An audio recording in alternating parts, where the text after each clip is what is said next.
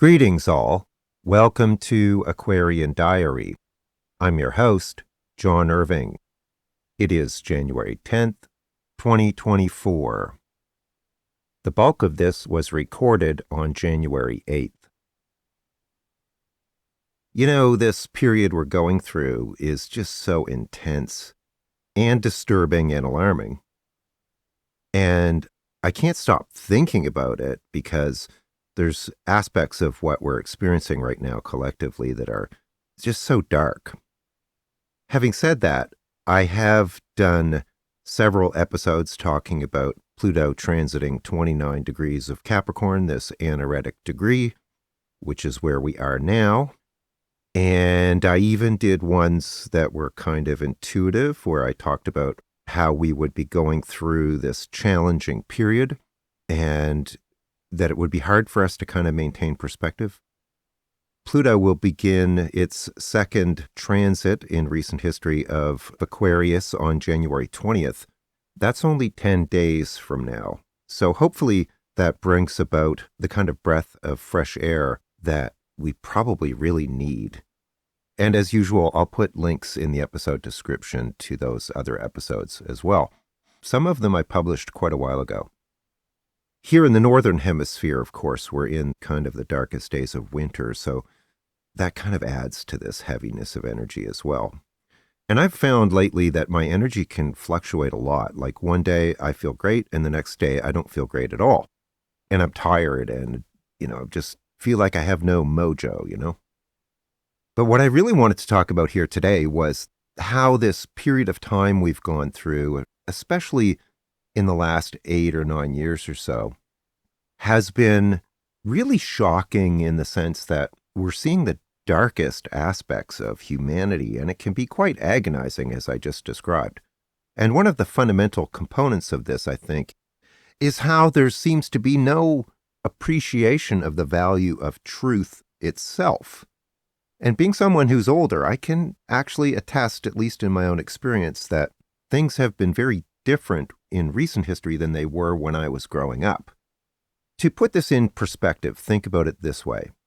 If you had a good friend or a partner or a wife or husband or something like that, and they lied to you about something significant or important, and then you found out about it, that would fundamentally alter your perception of them and probably the way you dealt with them going forward, because typically if somebody lies to you or misrepresents something in a significant way, it increases the likelihood that they will do it again, or they've done it in other ways that you just don't know about yet. So we then end up kind of putting barriers around us with respect to our involvement or engagement with these kinds of people, and it can take a toll on both of us. Going forward, whether they realize it or not, they're being penalized for their behavior because they've broken trust with you, and you because you're disappointed because somebody important let you down. I don't think there's anybody who wouldn't feel some remorse or regret in a situation like that. It can literally lead to the breakup of a relationship and even a divorce. So these are really significant implications. Another example.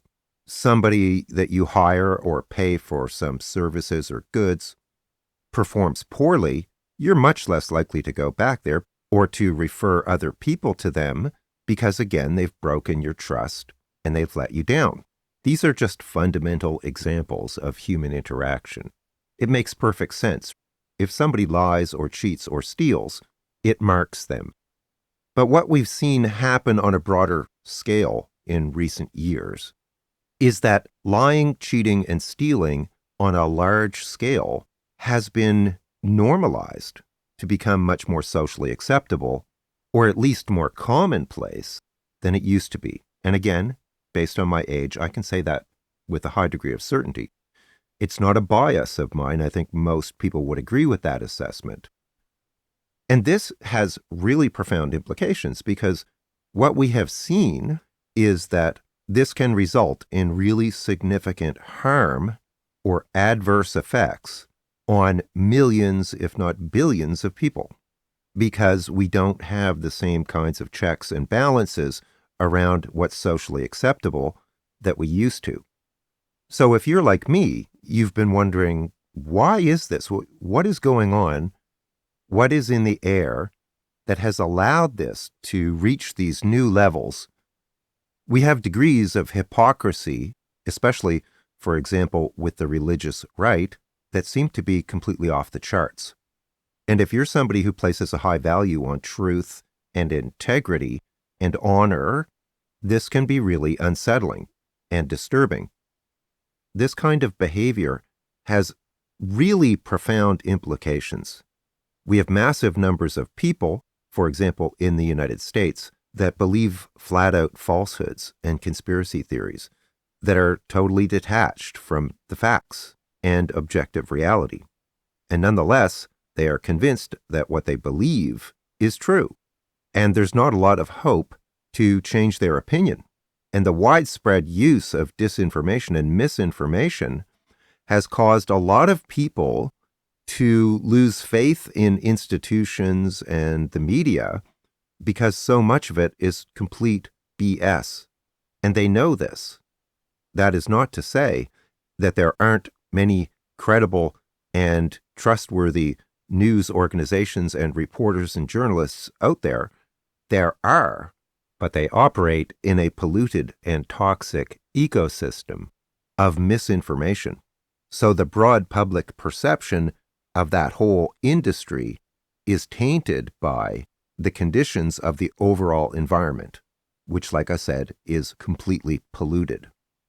And as far as I'm concerned, the fact that things are that way in itself is deliberate.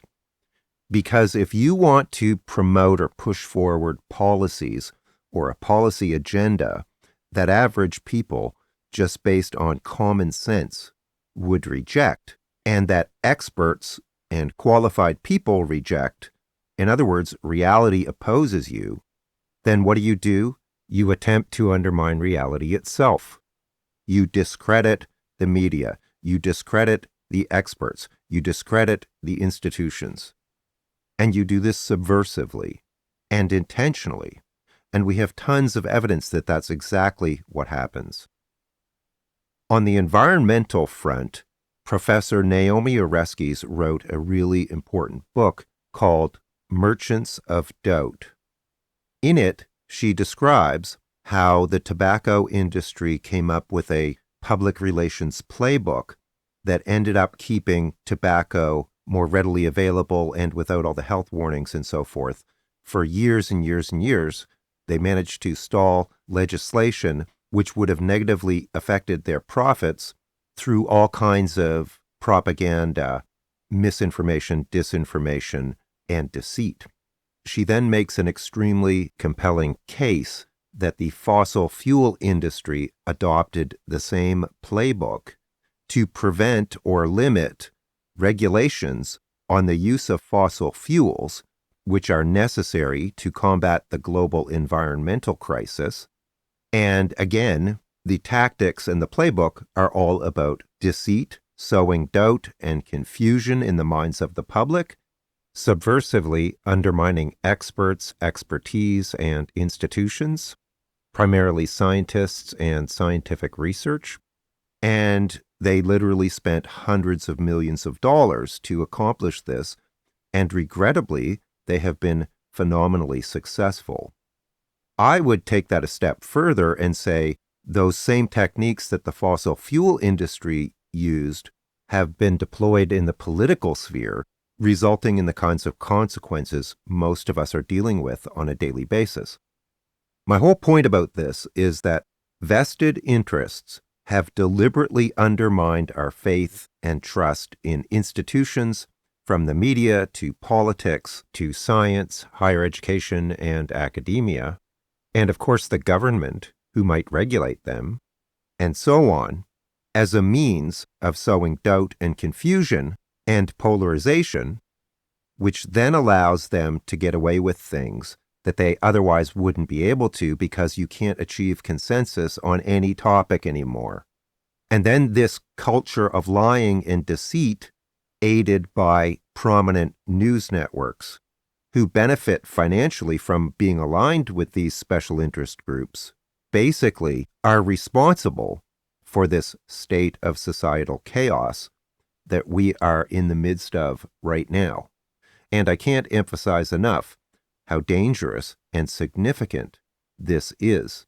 You could take any topic, say, for example, the environment.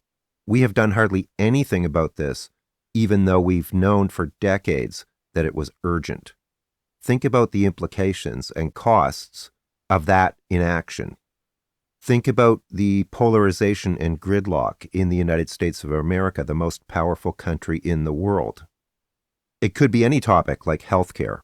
People go bankrupt because they can't get healthcare. Meanwhile, most advanced countries in the world, like in Europe or here in Canada, have socialized medicine. Those kinds of things just don't happen. You're not going to have to sell your house if you get cancer. Why does this persist? It persists because people are completely misinformed as a result of all the lies and propaganda and the deployment of things like social media campaigns that are specifically engineered to confuse people. So again, I'm making the argument that this is extremely dangerous and costly. We are far too sophisticated technologically to have huge chunks of our population completely misinformed about really important topics. We have military capabilities that could end life on this earth. And we need to recognize that truth does matter, that it's not as subjective as many people think it is, and that we need to clamp down on those people, groups, and organizations that are deliberately promoting misinformation and disinformation. One of the greatest threats to humanity is actually disinformation for those very reasons. If we didn't have massive numbers of people who were deliberately misinformed about the global environmental emergency, we probably would have started doing something about it decades ago. We're talking about trillions and trillions of dollars of costs that will result from a lack of timely and adequate response to that existential threat. Or it could result in something like military conflict on a large scale. To me, this is the biggest lesson of recent history, is that we need to value and honor truth and integrity and safeguard it, because the lack of it is literally a direct threat to our survival and our safety and our health and our well-being and the health and well-being and prosperity of current and future generations, as well as the biosphere, which are literally critical for our survival. All the lying and deception have brought us to a point of peril environmentally, politically, and socially. And if we don't recognize that and do something about it, we could go right off the deep end. So just like in my previous episode, titled Stop Enabling Nihilistic Culture Warriors, I'm saying that we have to stand up for and go after those who are promoting mass amounts of disinformation and misinformation. We need new laws. They need to be held accountable. We have to recognize that propaganda, disinformation, and misinformation are weapons of mass destruction. Period. Think about it. Just think about everything that's happened that has resulted from all of the high-level lying and deception, misinformation, disinformation, and propaganda that has occurred in recent years. I challenge anyone to argue that the implications of that are not profound and very dangerous. Of course, we need to have a place for free speech, but misinformation and disinformation is like an infectious disease, and it spreads if you do not hold it in check. And that is the lesson of this recent period of human history. Now, hopefully, come January 20th, when we get the energy of Pluto in Aquarius, that's exactly what will start to happen. It's like now we have a significant portion of the population that needs to be deprogrammed. Like they've fallen under the spell of a cult of lies. And some of it is self-deception, but a lot of it has its roots in these completely immoral and unethical organizations that profit from deceit. It is completely shameful. And in many ways, these people should be ostracized, but also held accountable. We just have to decide that we will no longer tolerate that anymore because it is extremely harmful. It's like the opioid crisis, but even worse because it's so widespread. And that's just a matter of us setting standards, holding ourselves to high standards, and holding others to similar standards too.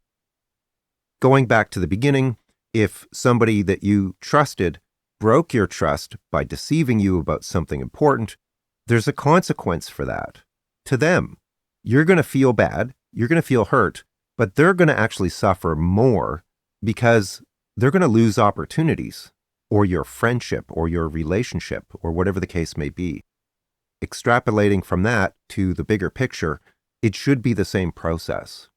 And if we need to update our laws and our judicial systems, then we should, because the stakes are literally existential. Did anyone ever think that in the early part of the 21st century, that America's democracy would literally be in peril? I never thought I would see that. And that's not just my opinion. There are scores, countless thinkers, academics, scholars, commentators, journalists, and politicians who are saying the same thing. It's not hyperbole. My argument is that this is a cultural problem, and it has to do with our complacency and carelessness about not holding people accountable for their behavior. If someone is spreading lies or disinformation or misinformation, at the very least, they should be called out on it and taken to task. And if it's a business doing this, they should be held accountable in the courts for any damages that their actions have caused. You can't run into a theater and yell fire if there's no fire actually occurring. It's completely irresponsible and it's dangerous. And we have to hold the media and these other organizations that have been doing that for years to the same standard. It's really that simple. We have to make it socially unacceptable to lie about things that can cause significant harm to society. We do not allow companies to grossly misrepresent their products in ways that can cause harm to people, the public commons, or property. I'm essentially arguing that we need to criminalize disinformation. Literally, we don't have a choice. We prosecute people for vastly less consequential crimes on a daily basis.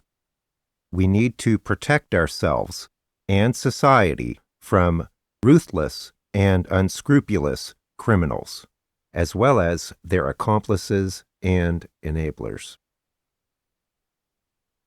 For more detail, check the episode description for other episodes or articles that are related or that I mentioned. And if you're interested in a reading with me, I'll put a link to that as well. I have a 20% off special on currently. Many sincere thanks to everyone who supports me, especially my YouTube members. Thank you very much.